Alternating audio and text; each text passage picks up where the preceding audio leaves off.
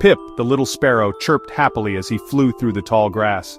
The meadow was his playground, a vast expanse of green and gold where he felt free and alive.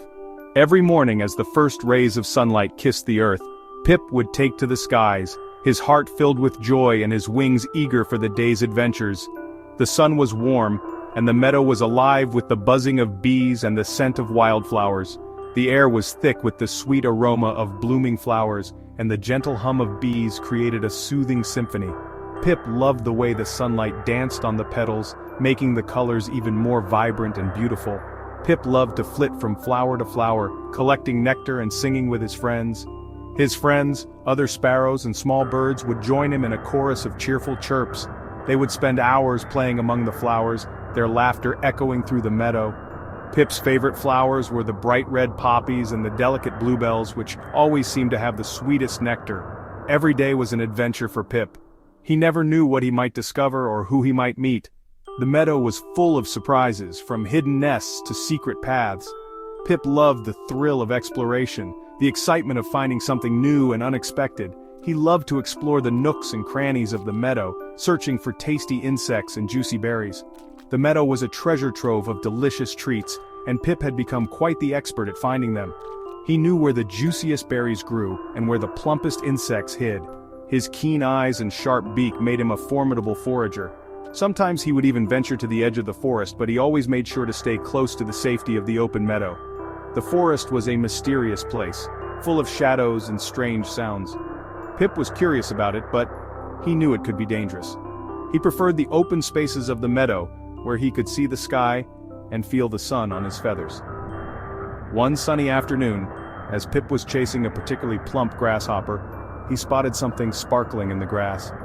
The grasshopper had led him on a merry chase, darting this way and that, but now Pip's attention was caught by the glint of something shiny. He paused, his curiosity piqued. Curious, he hopped closer and saw a beautiful silver necklace lying amongst the blades of grass. It was unlike anything he had ever seen before. The necklace seemed to shimmer in the sunlight, its delicate chain and tiny pendant catching the light in a way that made it look almost magical. It was delicate and shiny, with a tiny heart-shaped pendant. The pendant was intricately designed, with tiny engravings that sparkled as Pip moved closer. He could see his reflection in the polished surface, and he chirped softly, mesmerized by the beauty of the object. Pip had never seen anything so pretty. He wondered where it had come from, and who it belonged to. The necklace seemed out of place in the meadow, a piece of human jewelry lost in the wild. Pip felt a strange connection to it, as if it held a story waiting to be told. He chirped with delight and hopped around the necklace, admiring its sparkle. The more he looked at it, the more fascinated he became. He imagined the adventures that had brought the necklace to the meadow, the people who had worn it, and the memories it held. It was a treasure, and Pip felt lucky to have found it. He knew he had stumbled upon something special. The necklace was a symbol of the magic and mystery of the meadow, a reminder that even in the most familiar places, there are always new wonders to discover. Pip chirped one last time, a song of joy and gratitude before flying off to continue his adventures, leaving the necklace to sparkle in the sunlight. Pip, with his heart aflutter, carefully picked up the necklace in his beak. The silver glinted in the sunlight, making it look even more precious. He had never seen anything so beautiful and delicate before. It was heavier than he expected. Pip's wings flapped furiously as he tried to maintain his balance. The weight of the necklace made his flight wobbly, but he was determined to carry it to safety. He flew to the top of a tall dandelion and surveyed the meadow. The view from up there was breathtaking. The meadow stretched out like a green carpet, dotted with colorful wildflowers swaying gently in the breeze. He wanted to find the owner of this lovely treasure. Pip's eyes scanned the meadow, looking for any sign of who might have lost such a beautiful necklace. He knew it must be special to someone. He spotted Betsy, the meadow mouse, scampering through the undergrowth. Betsy was always busy, collecting seeds and berries for her little home. "Betsy! Betsy!" chirped Pip, landing softly beside her. His voice was filled with excitement and curiosity. "Have you lost something shiny? I found this beautiful necklace!" Pip held out the necklace, hoping Betsy would recognize it. Betsy stopped and shook her head. Her tiny nose twitched as she examined the necklace. "Oh my no, Pip," she squeaked. "That's far too fancy for me. I wouldn't know what to do with such a thing. Perhaps it belongs to Lucy, the farmer's daughter?" Betsy suggested, her eyes sparkling with an idea. Pip had never spoken to Lucy, but he often saw her playing in the meadow with her dog, Buster. She seemed kind and gentle, always laughing and running around with her furry friend. Could this be hers? He decided to find out.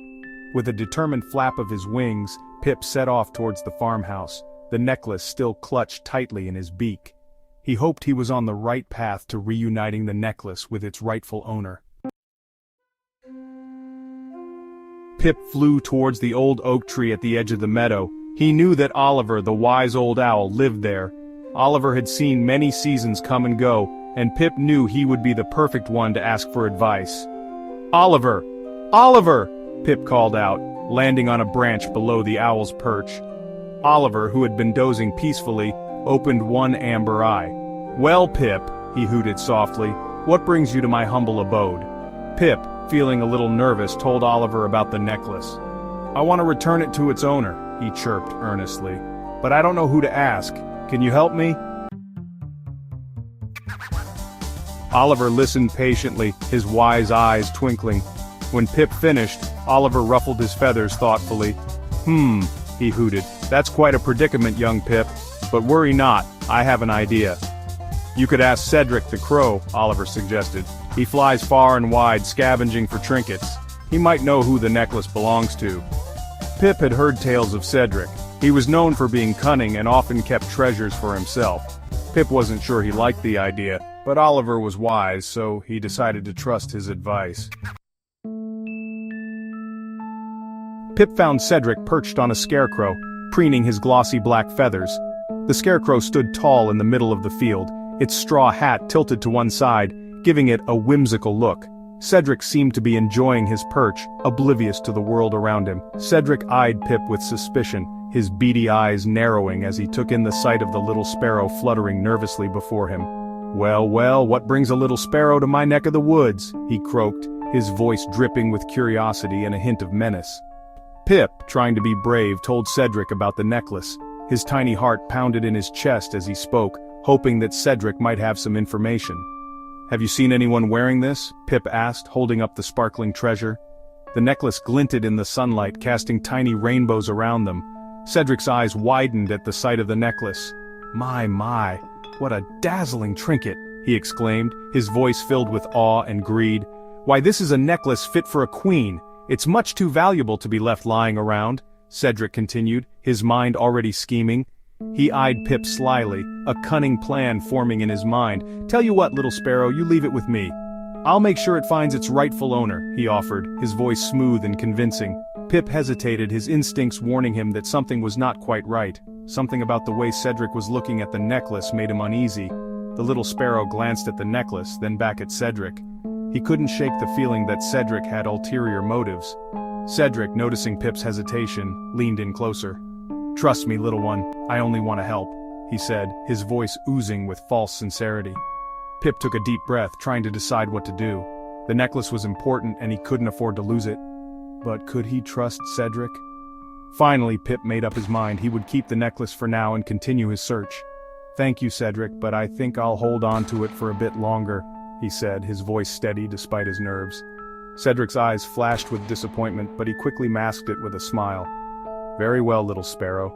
If you change your mind, you know where to find me," he replied, his tone still friendly but with an edge of frustration. Pip nodded and flew off, feeling a mix of relief and anxiety. He had trusted his instincts this time, but he knew the journey was far from over. Pip remembered Oliver's words about Cedric. He knew, deep down, that Cedric wouldn't return the necklace. Pip took a deep breath and chirped, "Thank you for your offer, Cedric, but I promised Oliver I would find the owner myself." Cedric let out a harsh laugh. "Suit yourself, little sparrow," he scoffed, "but don't come crying to me when you realize you're on a fool's errand." Pip ignored Cedric's taunts and flew back to Oliver. He told the wise owl what had transpired. Oliver listened patiently, nodding slowly. When Pip finished, Oliver hooted softly, "You did the right thing, Pip. Trusting your instincts is just as important as seeking advice." Pip felt a surge of pride. He had faced his fear and followed his heart, even when it was difficult.